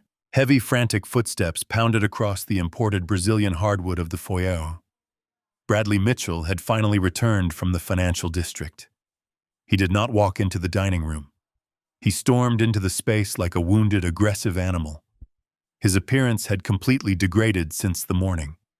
His expensive tailored suit jacket was missing. His silk tie was completely gone, and the top 3 buttons of his designer shirt were ripped open, exposing his flushed, sweating chest. His hair was entirely disheveled, and his face was twisted into a mask of pure, unadulterated rage. He was breathing heavily, his chest heaving with the absolute panic of a man who had spent the entire afternoon watching his fraudulent empire burn to the ground. He marched directly toward my end of the table, stopping just inches from my chair. He planted his hands firmly on the polished mahogany, leaning his massive frame over me to project maximum physical dominance. He did not ask me any questions. He launched directly into a violent, screaming tirade. His voice was hoarse and grating, vibrating with a terrifying desperation. He screamed that the bank manager had officially locked him out of the entire retirement portfolio. He yelled that the federal fraud algorithms had permanently frozen his primary corporate logistics accounts, preventing him from paying his drivers or his fuel vendors. He blamed me entirely for the catastrophic failure of his business. He pointed a thick, trembling finger directly at my face and declared that my stubbornness at the bank had ruined his life. He demanded that I stand up immediately. He screamed that he was completely done dealing with a useless, parasitic old man. He ordered me to go down to the damp basement, pack my single cheap suitcase, and get out of his house immediately. He told me I was officially evicted and that I would be sleeping on the cold concrete sidewalk tonight. He threatened that if I did not walk out the front door voluntarily in the next 5 minutes, he would physically drag me by my gray hair and throw me onto the front lawn. I did not flinch. I did not shrink back into my chair. I did not drop my silver utensils. I simply continued cutting my steak. I sliced another piece of the perfectly cooked meat, completely ignoring the massive screaming man towering over me. The psychological impact of my total apathy was immediate and profound. Predators rely entirely on the fear of their victims to sustain their own power.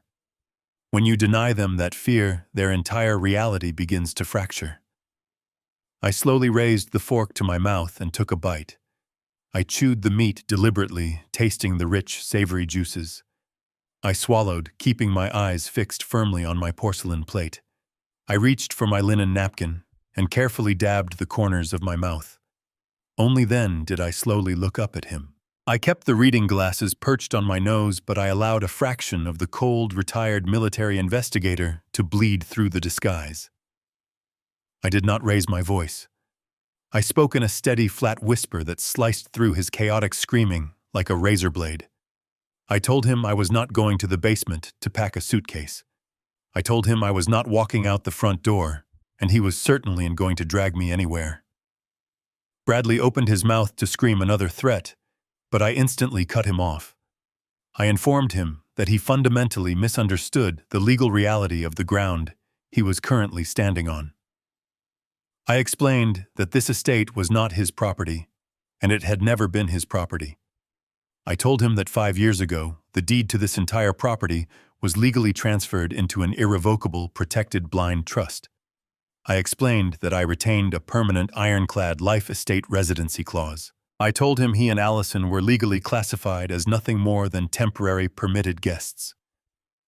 I watched the arrogant fury in his eyes slowly morph into profound, terrified confusion as the legal terms washed over him. I leaned back slightly in my chair, resting my hands on the armrests. I delivered the absolute finality of his situation with cold, mechanical precision. I told him that because of my protected legal status in this house, he had absolutely zero authority to evict me. I explained that local tenancy laws explicitly protected senior citizens from sudden hostile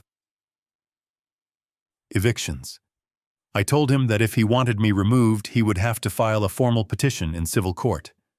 I informed him that the current legal backlog for a contested trust eviction was exactly 6 months. I looked directly into his bloodshot eyes and told him that if he even attempted to lay a single finger on me to physically remove me from the premises, it would instantly be classified as a felony assault on a protected elder.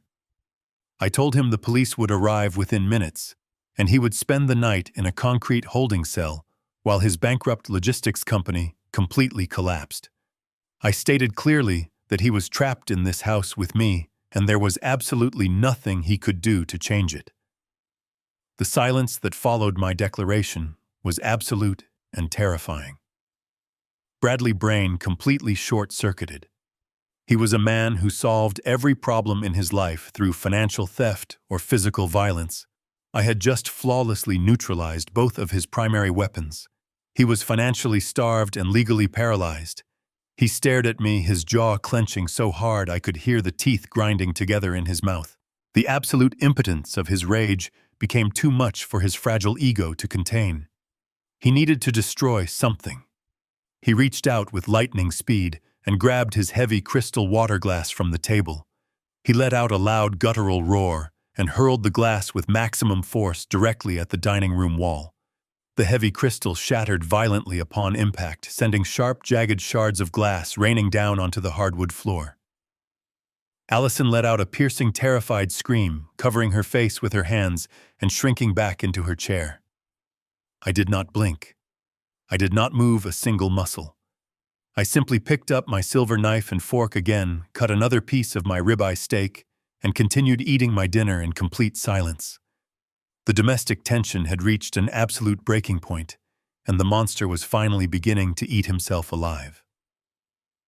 I waited until the house was completely silent before slipping out the back door. The shattered crystal still lay on the dining room floor, a physical reminder of the breaking point I had engineered.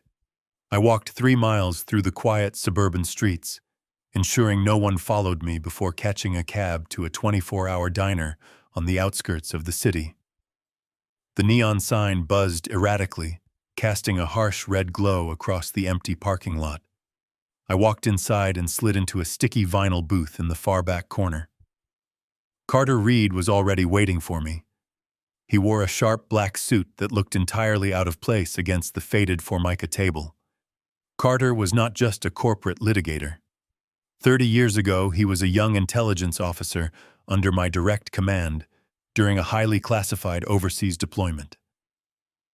I had pulled him out of a burning transport vehicle, dragging him to safety while under heavy hostility fire. He owed me his life, and he repaid that debt by becoming the most ruthless legal predator in the state. He did not offer a warm greeting or ask about my retirement. We operated on a frequency of absolute efficiency.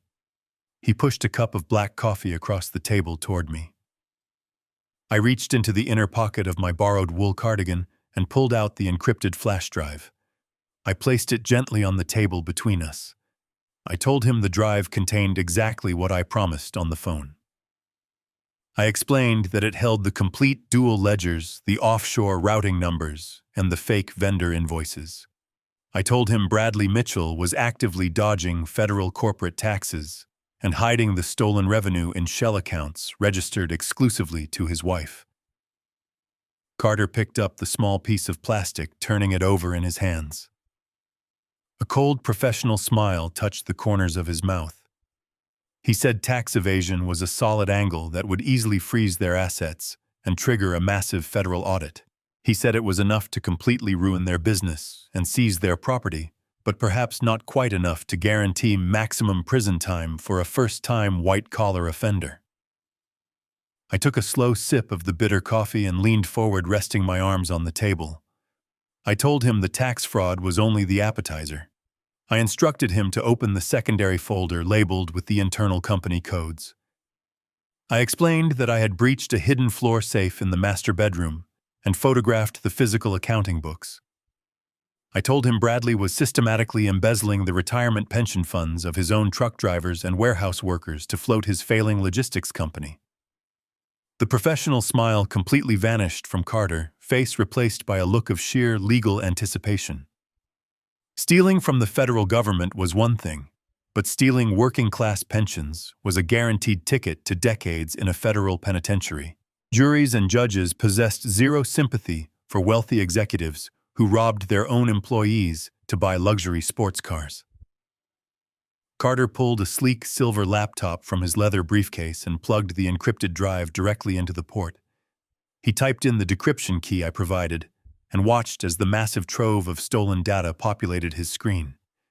His eyes darted back and forth across the spreadsheets, rapidly processing the sheer magnitude of the financial carnage. I did not stop there. I told Carter to open the final folder bearing my niece's name. I explained that Allison was fully complicit in the financial crimes, actively protecting the stolen assets, while simultaneously accumulating over $80,000 in secret, unsecured luxury credit card debt. I told him she was expecting her father estate to pay off her designer shoes and mountain vacations. Carter scrolled through the high-resolution photographs of the overdue billing statements and the final notice warnings. He looked up at me, his eyes narrowing with calculated precision. He asked exactly how I wanted the execution carried out. I told him I wanted a synchronized total destruction. I did not want them to have a single second to breathe or coordinate a legal defense. I wanted the financial, the legal, and the criminal consequences to hit them simultaneously from every possible direction. Carter nodded slowly, his fingers flying across his keyboard as he began drafting the legal guillotine. He explained his strategy with cold, mechanical efficiency. First, He would submit the tax fraud evidence directly to a specialized contact he maintained within the Internal Revenue Service Criminal Investigation Division. He guaranteed the federal agents would immediately freeze every single corporate and personal account bearing Bradley or Allison's social security numbers by tomorrow morning. They would be entirely locked out of their own stolen money before they even woke up. Next, Carter explained he would anonymously forward the photographed pension ledgers to the Federal Labor Board and the State Financial Crimes Unit. He would request an immediate emergency injunction, citing the active destruction of employee retirement funds. This would prompt a sudden unannounced raid on the logistics company headquarters and the private estate. The authorities would arrive with a warrant to rip up the master bedroom floor and seize the physical safe. Finally, Carter drafted a formal legal notice regarding the $80,000 in luxury debt. He prepared a document explicitly severing my brother's legal and financial ties to his daughter, ensuring that her creditors could never attempt to attach her massive debt to his protected trust. Carter promised to anonymously forward her financial insolvency data directly to her premium credit card companies. This action would instantly trigger hostile collections and immediate asset repossession. Carter hit the final keystroke and closed his silver laptop with a sharp click. He looked at me and said the dominoes were officially in motion. By 9:00 tomorrow morning, Bradley Mitchell would be a man without a company, without a bank account, and without a future. I finished the rest of my bitter coffee and stood up from the vinyl booth. I thanked Carter for his swift execution. He simply nodded, stating it was an honor to serve with me again. I walked out of the diner and into the cold night air. I had laid the ultimate trap, and now I simply had to return to the estate and play the defeated old man one last time to ensure Bradley walked willingly into his own total annihilation. I walked the remaining distance from the main road back to the sprawling brick estate. The night air had grown significantly colder, but the chill did not bother me at all. My mind was completely insulated by the tactical perfection of the trap Carter Reed and I had just finished setting at the diner. I approached the heavy front door, stepping carefully over the threshold to avoid making any unnecessary noise. The house was entirely dark, except for a single dim light spilling from the formal living room down the hallway. The silence inside the estate was thick and heavy, vibrating with the unresolved violence of the dinner confrontation. I stopped in the foyer and took a slow, deep breath to completely reset my physical posture. I let my shoulders drop entirely, allowing my spine to curve forward into a permanent slouch. I willed my hands to shake slightly, and I forced my breathing to become shallow and ragged. I was about to deliver the performance of my life. I had completely cornered an aggressive predator financially and legally, and now I needed to open the cage door just wide enough to make him think he had found a miraculous escape route. I shuffled slowly toward the living room, dragging my feet audibly against the imported hardwood floor, ensuring he heard my pathetic approach. Bradley was sitting heavily in a large leather armchair in the corner of the room. He had not changed his ruined clothes from earlier. He held a thick crystal glass of dark amber liquor in his hand, resting it against his chest. The shattered glass from the dining room had not been cleaned up, leaving a dangerous mess on the floor nearby. He stared blankly at the unlit stone fireplace, completely consumed by the impending collapse of his logistics company and his massive financial fraud. When he heard my shuffling footsteps, he slowly turned his heavy head. His eyes were bloodshot from the alcohol and completely hollow from the stress. He did not immediately yell or jump out of his chair. The absolute legal paralysis I had inflicted upon him during dinner had temporarily drained his aggressive physical energy. He simply glared at me with a mixture of pure hatred and desperate exhaustion. I walked into the room, keeping my head bowed entirely, avoiding direct eye contact. I stopped a few feet away from his chair and let out a long, trembling sigh. I wrapped my arms around my torso, shivering slightly, as if the weight of the world had finally crushed my spirit completely. I looked like a man who had entirely given up on life. I looked exactly like the broken victim he desperately needed me to be. I spoke in a voice barely above a whisper, letting the words crack and falter with manufactured grief. I told him I could not do this anymore. I told him the severe stress was going to trigger a fatal heart attack, and I simply wanted the screaming and the fighting to stop before it killed me. I looked down at the expensive Persian rug and said the exact words he had been violently demanding to hear for 6 agonizing months. I told him he could have the house. I explained that while I was out walking to clear my head, I had called the primary executor of my blind trust and instructed them to completely dissolve the protective residency clause. I lied with absolute flawless conviction, stating that the legal paperwork was being rushed through the system tonight to release the property deed back into my direct control. I told him I was willing to sign the entire estate over to him and Allison unconditionally, just to buy my own peace of mind and secure a quiet place in a state-run nursing home. Bradley slowly lowered his glass of liquor to a small side table. The dull, exhausted look in his eyes instantly vanished, replaced by a sharp, predatory gleam. His brain desperately latched onto this sudden, miraculous lifeline. He leaned forward, his posture shifting rapidly from defeat back to arrogant dominance. He asked me if I was telling the truth, his voice thick with aggressive suspicion. I nodded slowly, wiping a fake tear from my cheek with a trembling hand. I told him I would prove it to him tomorrow morning. I instructed him to call his personal corporate lawyer immediately and have him bring the official transfer documents directly to our dining room table at exactly 9:00. I said I would sign every single page in front of his legal witness, and then I would pack my small suitcase and leave the property forever. The bait was perfectly presented, and Bradley swallowed it whole. His massive ego completely blinded him to the tactical reality of the situation. He did not question why a man who had flawlessly defeated him just a few hours ago would suddenly surrender without a fight. He simply believed that his aggressive intimidation tactics had finally broken my psychological resolve. He believed he was the superior man. A sickening, triumphant smile spread across his flushed, sweaty face. He stood up from the leather chair, towering over me once again. He sneered down at me, calling me a pathetic, weak coward. He told me it was about time I remembered my place in his house. He promised his lawyer would be here first thing in the morning, and he warned me not to try any more stupid tricks, or he would still throw me down the stairs.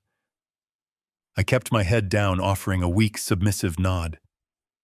I turned around and slowly shuffled back toward the basement stairs, playing the broken accountant, all the way down into the dark, damp room. I lay down on the rusty cot and smiled in the pitch black. He thought he had just won the entire war.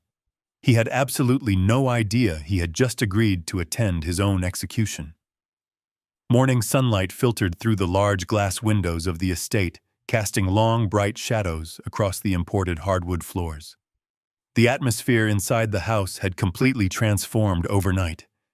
The heavy, suffocating tension was gone, replaced by the toxic, buzzing energy of unearned victory.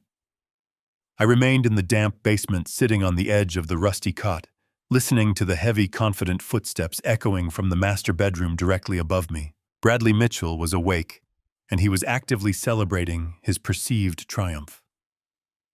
I could hear him humming a cheerful, tuneless melody as he moved around his luxurious bathroom. He was taking a long, hot shower, washing away the panic and the terror that had consumed him yesterday afternoon. He truly believed he had won the war. He believed that his aggressive screaming and his physical intimidation had finally broken my psychological resolve completely. He was putting on a fresh, tailored suit, preparing to meet his corrupt corporate lawyer and force me to sign away the very roof over my head. He walked downstairs and entered the sprawling designer kitchen. I heard the expensive espresso machine grinding fresh coffee beans. Allison joined him a few minutes later, her high heels clicking sharply against the floorboards. I could hear the smug satisfaction in her voice as she discussed her plans to hire an interior decorator to completely remodel my basement room, the moment I was thrown out onto the street. They were moving with the arrogant swagger of conquering royalty, entirely blind to the fact that their kingdom was currently burning to the ground all around them. Miles away in the cold concrete heart of the downtown financial district, Carter Reed was already operating with lethal military efficiency. He did not sleep. He had spent the entire night finalizing the digital and physical packages of absolute legal destruction. At exactly 7 in the morning, he walked into a secure, federal courier facility. He did not wear his expensive tailored suits, preferring to blend into the early morning crowd in a simple gray overcoat. He paid the courier clerk entirely in cash. He handed over a thick, sealed manila envelope containing the high-resolution photographs of the physical ledgers I had extracted from the master bedroom safe. The package was addressed directly to the emergency investigative director of the State Labor Board. It contained undeniable proof that Bradley was systematically siphoning the retirement pension funds of his own working-class employees. Carter had meticulously highlighted every single fraudulent transfer, indexing the stolen amounts against the names of the innocent truck drivers and warehouse workers. 5 minutes later, Carter sat in his parked car and opened his sleek silver laptop. Connecting through a secure, untraceable, encrypted network, he uploaded the digital tax fraud files directly to a priority portal at the Internal Revenue Service Criminal Division. He included the fake vendor invoices, the dual corporate ledgers, and the offshore routing numbers registered exclusively to Allison. The evidence was not circumstantial or based on hearsay. It was absolute, irrefutable, and perfectly organized to guarantee maximum legal devastation. Bureaucracy is typically a slow and lumbering machine, but when it is presented with perfectly organized, undeniable proof of massive ongoing financial theft, it can move with terrifying speed. By 8:15 in the morning, a senior forensic accountant at the Internal Revenue Service opened the encrypted file Carter had transmitted. The federal agent took one look at the dual ledgers and the offshore shell accounts and immediately flagged the file for emergency administrative intervention. Tax evasion on a corporate level is a serious offense, but the accompanying evidence of employee pension embezzlement triggered an absolute zero-tolerance protocol within the agency. Federal judges do not hesitate when working-class retirement funds are actively being drained to fund a luxury lifestyle. Within 30 minutes, an emergency federal injunction was drafted, signed and digitally transmitted across the entire national banking network. The massive, invisible gears of the federal justice system engaged, completely locking their steel jaws around Bradley Mitchell and his fraudulent empire. The State Labor Board moved with equal ferocity, dispatching a team of investigators to coordinate directly with local law enforcement. Every single corporate logistics account, every personal checking account, and every hidden offshore asset bearing the name of Bradley or Allison was instantly and permanently frozen. The financial guillotine had dropped completely, severing them from their stolen wealth. The real-world consequences hit his logistics company like a catastrophic earthquake at exactly 8:45. Across the city, at the main dispatch terminal for Mitchell Logistics, a fleet manager attempted to authorize a massive routine purchase of diesel fuel for a convoy of 10 long-haul delivery trucks.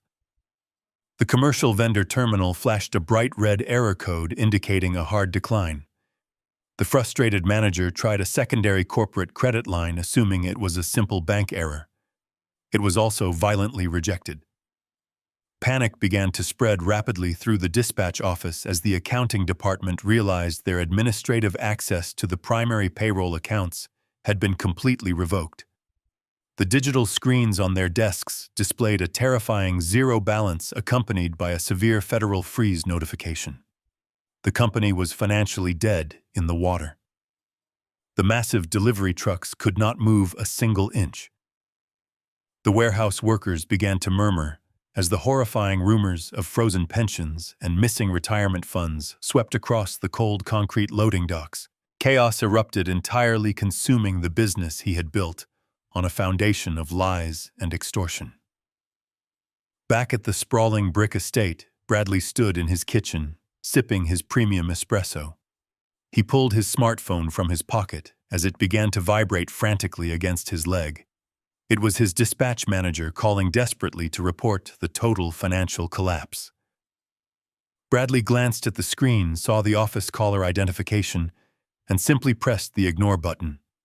He was far too busy admiring his reflection in the kitchen window, waiting for his lawyer to arrive and finalize his absolute dominance over a frail old man. His phone immediately began to vibrate again, followed by a flood of urgent text messages from his accounting team. He let out an annoyed sigh and completely silenced his device, slipping it back into his tailored suit pocket. He willfully ignored the frantic alarm bells of his own total destruction, completely obsessed with the illusion of his impending victory. At precisely 9:00, the heavy brass knocker on the front door echoed through the foyer. I remained seated on the edge of the basement cot, listening to the heavy footsteps above me. Bradley practically ran to answer the door. I heard the muffled exchange of enthusiastic greetings. He had brought his corporate attorney to the estate to officiate my complete surrender and legitimize his theft. I waited exactly 3 minutes, letting them settle into the dining room, and spread their paperwork across the table before I began my slow, agonizing ascent up the wooden stairs. I kept my shoulders perfectly hunched and my breathing shallow, dragging my feet against the wood. I walked into the dining room and found them waiting for me at the long mahogany table. The shattered crystal from last night had been hastily swept into a corner, but the dark stain of spilled liquor still marred the expensive Persian rug. Bradley stood at the head of the table, radiating an arrogant, toxic energy. His tailored suit was crisp, and his hair was perfectly styled, hiding the desperate panic he had displayed the night before. Beside him sat a man who looked entirely out of place in a domestic setting. The lawyer wore a flashy pinstripe suit, a silk tie, and a gold watch that cost more than my brother earned in a decade. He had slicked back dark hair and a predatory smile that did not reach his cold, calculating eyes. He was exactly the kind of sleazy legal mercenary Bradley would hire to legally extort a terrified senior citizen. He looked at me with absolute disgust, clearly viewing me as nothing more than a minor administrative obstacle. I pulled out a heavy wooden chair and sat down slowly, keeping my eyes firmly fixed on the polished surface of the table. I let my hands rest in my lap, ensuring they trembled just enough to complete the illusion of absolute defeat.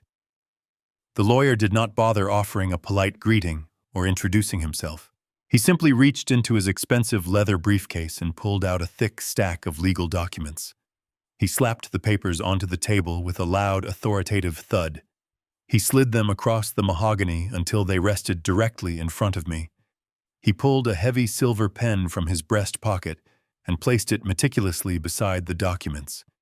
He began to speak in a rapid, condescending tone, intentionally using complex legal jargon designed to confuse and intimidate an elderly man. He explained that by signing the bottom of each page, I was permanently dissolving my life estate residency clause and transferring absolute legal ownership of the entire property to Bradley and Allison. He told me the process was entirely irreversible and that I was legally acknowledging my immediate eviction from the premises without any financial compensation. Bradley leaned over the table, placing his thick hands flat against the wood. He could barely contain his malicious excitement. He commanded me to pick up the pen and sign the papers so he could finally be rid of my pathetic existence. He told me my taxi was already waiting outside to take me to a cheap motel downtown and that I was never allowed to contact his wife again. I did not reach for the silver pen. I did not look at the stack of extortion papers. The time for playing the frightened accountant had officially come to an end. I sat perfectly still, allowing a heavy, suffocating silence to fill the dining room. I slowly straightened my spine, pressing my back firmly against the wooden chair. I rolled my shoulders back instantly, shedding the physical posture of the victim. I raised my head and looked directly into the eyes of the sleazy corporate attorney. The sudden absolute transformation of my physical presence caught him completely off guard. His predatory smile faltered slightly, and he shifted uncomfortably in his seat. I reached inside the inner pocket of my borrowed wool cardigan and extracted the thick, sealed manila folder Carter Reed had prepared for me. I placed it onto the table and slid it slowly across the polished mahogany until it completely covered the fraudulent property deed. I did not raise my voice. I spoke with the cold, mechanical authority of a military investigator delivering a final verdict. I told the lawyer that I would not be signing his documents today or any other day. I instructed him to open the folder I had just given him and review the actual legal reality of his client before he committed career suicide by associating with him. Bradley slammed his fist against the table, demanding to know what kind of stupid game I was playing. The attorney ignored him. The instinct of a legal predator is self-preservation above all else. He reached out and opened the manila cover. The very first page was the emergency federal injunction issued by the Internal Revenue Service just 1 hour ago. The second page was a detailed summary of the dual corporate ledgers and the offshore shell accounts displaying the exact amounts stolen from the government. The third page contained the high-resolution photographs of the physical accounting books, proving the systematic embezzlement of the employee pension funds. I watched the arrogant color rapidly drain from the lawyer face, leaving him a sickly shade of pale gray. His eyes widened in absolute terror as he processed the sheer magnitude of the federal crimes his client had committed. He knew instantly that these were not empty threats or civil disputes. This was a guaranteed federal indictment with mandatory prison sentences. He knew that if he remained in this house for one more minute or actively tried to enforce a property transfer for a man under federal investigation, he could be legally implicated as an accessory to massive corporate fraud and disbarred permanently. The attorney did not say a single word to Bradley. He frantically shoved the documents back into the folder. He grabbed his silver pen and his empty leather briefcase. He stood up so fast his chair tipped backward and crashed onto the hardwood floor. He practically sprinted out of the dining room, his expensive leather shoes sliding frantically against the foyer floorboards. The heavy front door slammed shut behind him, leaving Bradley standing alone in completely stunned silence. Bradley stared at the empty space where his lawyer had just been sitting. His brain simply could not comprehend what had just happened. He looked down at the manila folder resting on the table. He reached out with trembling fingers and pulled it toward him. He flipped the cover open, and his eyes landed directly on the bright red federal audit seal stamped across the top of the Internal Revenue Service injunction. He read the summary of his stolen pension funds and the exact routing numbers of his hidden offshore accounts. He saw the photographs of his own secret safe. The arrogant swagger completely vanished from his massive frame. His knees buckled slightly, and he collapsed heavily into the chair beside him. He looked up at me, his bloodshot eyes wide with a horrifying realization. He finally understood that he had never been in control. He finally understood that every single scream, every threat, and every act of physical violence had simply tightened the noose I had deliberately placed around his neck. He was completely trapped, and the authorities were already on their way. I sat perfectly still, watching the monster realize he was completely and utterly destroyed. The silence in the dining room hung heavy and suffocating. Bradley stared at this bright red federal audit seal stamped across the top of the Internal Revenue Service injunction. His mind struggled to process the absolute finality of the document. The wealth he had stolen, the business he had built on lies, and the power he had wielded over his family were completely gone. The realization did not bring him to a place of remorse or surrender. For a man like Bradley Mitchell, the sudden loss of control only triggered a deep, primal violence. He slowly looked up from the manila folder. The terrified confusion in his bloodshot eyes hardened into a dark, murderous glare. He stared at me sitting calmly across the polished mahogany table, and his fragile ego completely shattered. He did not see a brilliant tactician who had flawlessly dismantled his life. He only saw the frail accountant he had abused for 6 months. He firmly believed he could simply beat the problem into submission, just like he always did. A low, guttural growl built in the back of his throat. His massive hands balled into tight, heavy fists. He did not bother walking around the long dining table. He exploded upward from his chair with the blind, frantic energy of a cornered predator. He kicked his chair backward, sending it crashing onto the hardwood floor, and threw his entire massive body directly across the polished wood. His arms reached out, his thick fingers hooked like claws, aiming straight for my throat. He intended to strangle the life out of me right there in his own dining room, believing that silencing me would somehow stop the federal machinery I had already set in motion. He was completely blinded by his own rage, abandoning all logic and self-preservation. He moved with the raw, aggressive power of a much younger man, fueled by the absolute desperation of his collapsing reality. The heavy mahogany table groaned under his shifting weight as he scrambled across the center, scattering the remaining legal documents onto the floor. He expected me to cower. He expected me to raise my hands in a pathetic defensive gesture and beg for my life just as my brother had done at the bottom of the basement stairs. He made the final and most devastating miscalculation of his entire pathetic existence. I did not shrink back into my chair.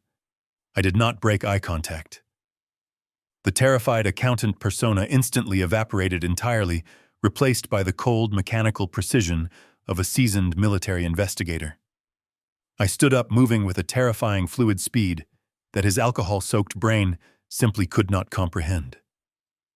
I did not retreat. I stepped directly into the path of his violent assault. As his heavy hands lunged for my neck, I brought my left forearm up in a sharp, brutal block, deflecting his entire body weight away from my center line. I grabbed the collar of his tailored suit jacket with my right hand, using his own forward momentum against him. I pivoted my hips, dropping my center of gravity, and pulled him violently forward while simultaneously driving my left forearm into the back of his neck. The force of the counterattack completely neutralized his aggressive energy. Bradley slammed face down onto the hard, polished mahogany with a sickening thud. The breath exploded from his lungs in a wet, ragged gasp. Before he could even attempt to recover or push himself up, I applied a secondary military compliance hold. I twisted his right arm painfully behind his back, locking his wrist against his shoulder blade. I pressed my left hand firmly against the base of his skull, leaning my entire upper body weight directly into his cervical spine. I applied precise, calculated pressure just enough to cause blinding, agonizing pain without breaking the bone. He was entirely paralyzed, pinned flat against the wood like a dissected specimen. He let out a high-pitched whimper of absolute agony, his cheek pressed hard against the very legal documents that condemned him. He kicked his legs uselessly against the side of the table, completely stripped of his false dominance. The physical domination was absolute, but the psychological destruction was just beginning. I maintained the lethal pressure on his neck, forcing his face flush against the cold wood. He was panting heavily, drool spilling from the corner of his mouth, pooling on the federal injunction papers.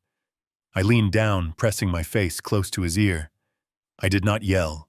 I did not gloat. I spoke in a low, steady whisper that carried the absolute finality of a judge delivering a death sentence. I told him he had made a fatal mistake, assuming my brother was entirely alone in this world. I felt his massive frame tense in absolute terror under my grip as my tone of voice completely changed. I no longer sounded like a frightened victim. I sounded exactly like the lethal operator I had been for 30 years. I leaned closer and whispered the absolute truth directly into his mind. I told him Henry is completely safe. I told him I am Jack. I told him he was completely out of time. The words hit him harder than any physical blow ever could. I felt a violent shudder rack his entire body as the horrifying realization finally clicked into place. He understood in that exact moment that he had not been fighting an old accountant. He had spent the last 24 hours actively picking a fight with a military investigator who had spent decades destroying actual monsters. He realized that the frail, trembling old man he had bullied and shoved was a carefully constructed illusion designed specifically to trap him. A deep, pathetic sob broke free from his throat. It was the sound of a completely broken man mourning the sudden, violent death of his own arrogance. He stopped struggling against my grip. His muscles went completely slack, surrendering entirely to the agonizing pain in his shoulder and his neck. He lay pinned against the mahogany table, a defeated parasite waiting for the inevitable arrival of the authorities. The silent adjustment was officially complete, and the predator had become the prey. I kept my forearm pressed firmly against the back of his neck, pinning him flat against the table. The heavy mahogany wood felt cold beneath his sweating face. Bradley was completely paralyzed by the physical pain and the devastating psychological realization that his entire life was over. He did not attempt to struggle anymore. He just breathed in ragged, shallow gasps. The suffocating silence in the dining room was suddenly broken by a faint, high-pitched wail echoing from the main road.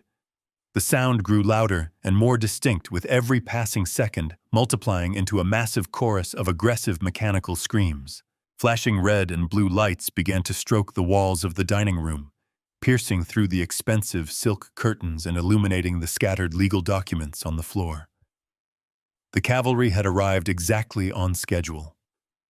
Carter Reed had promised a synchronized destruction, and my former subordinate never missed a deadline.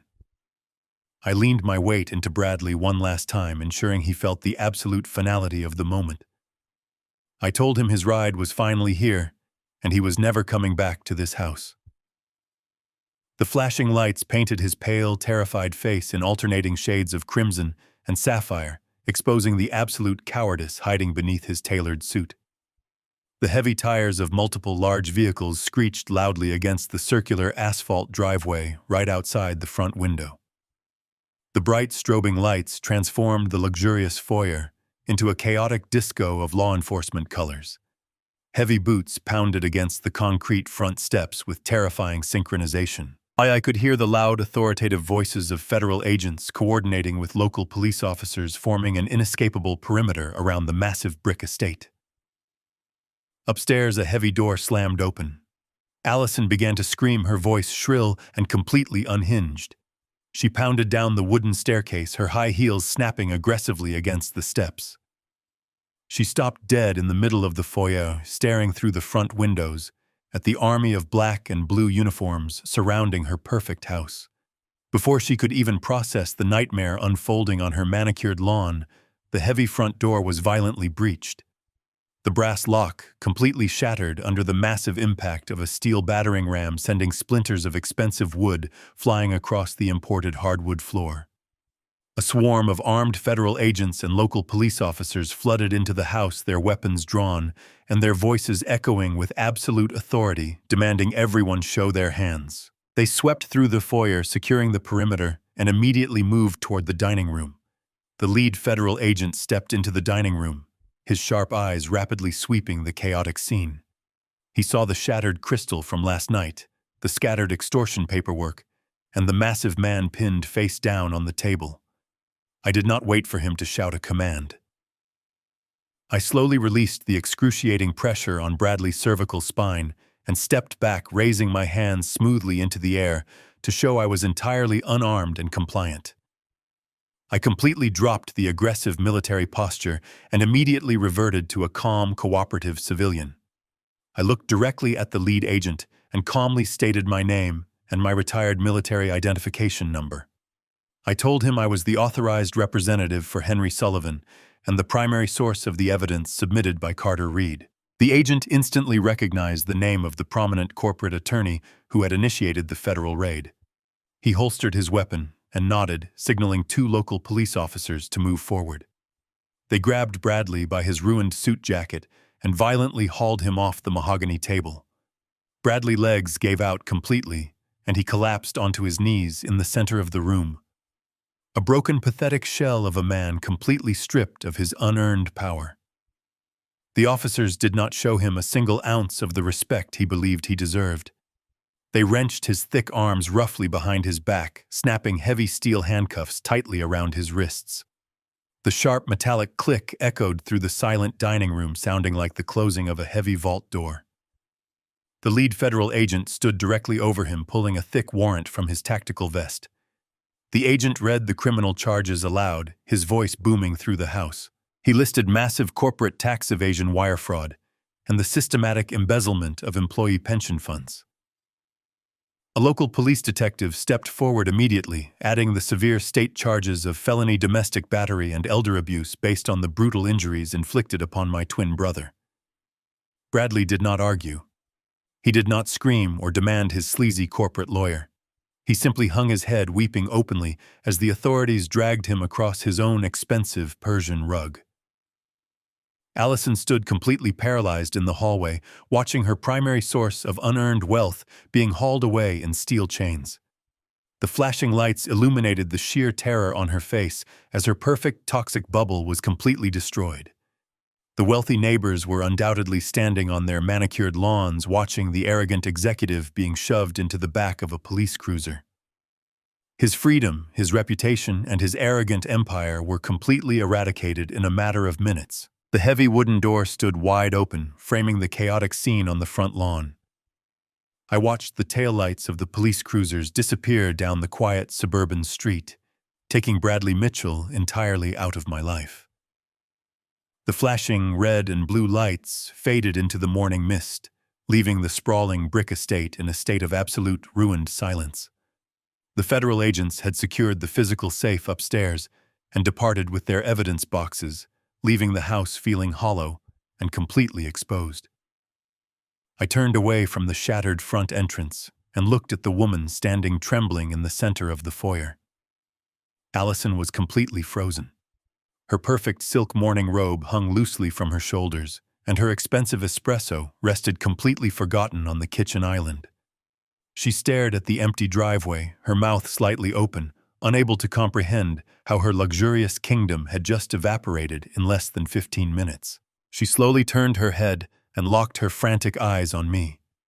The shock holding her together suddenly fractured completely, replaced by a hysterical, desperate rage.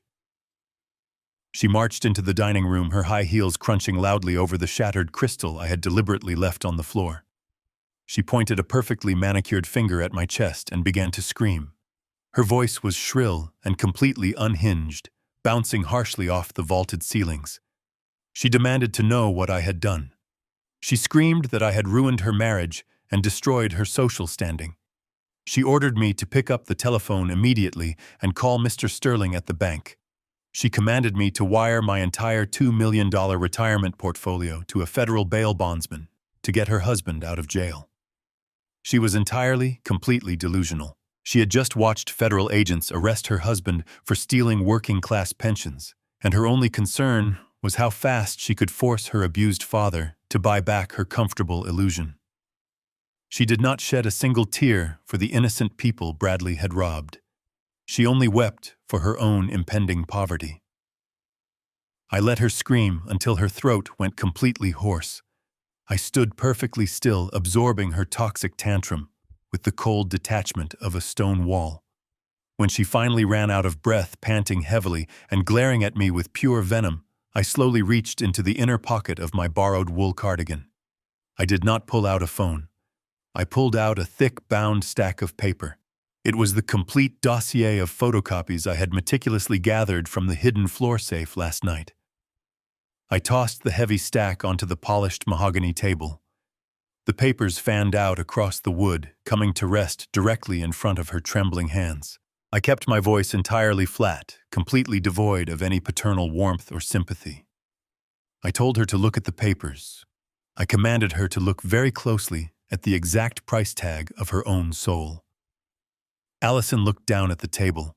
Her eyes darted across the glossy copies of her premium credit card statements.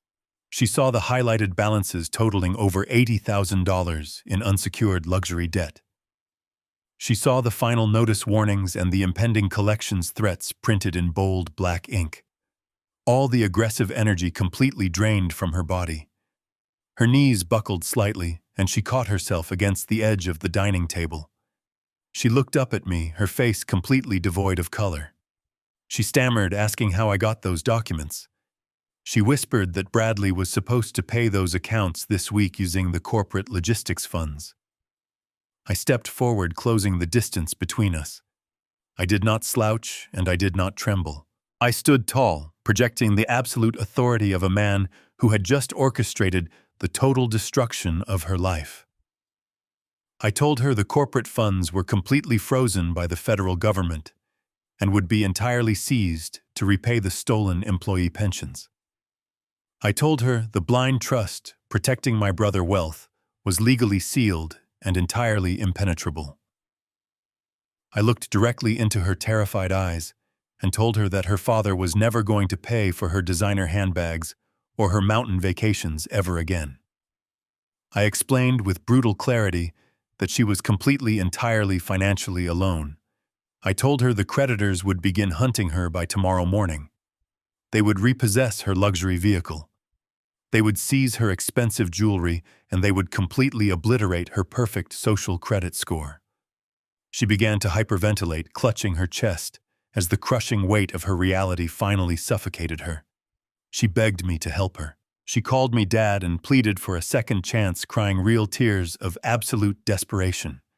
The sound of her pleading brought me absolutely zero joy, but it brought me a profound sense of justice. I leaned slightly forward and delivered the final absolute consequence of her betrayal. I told her she lost the right to ask for my help the exact moment she stood in the kitchen and watched Bradley throw her father down the basement stairs. I told her silence was a choice, and today she was finally paying the bill for that choice.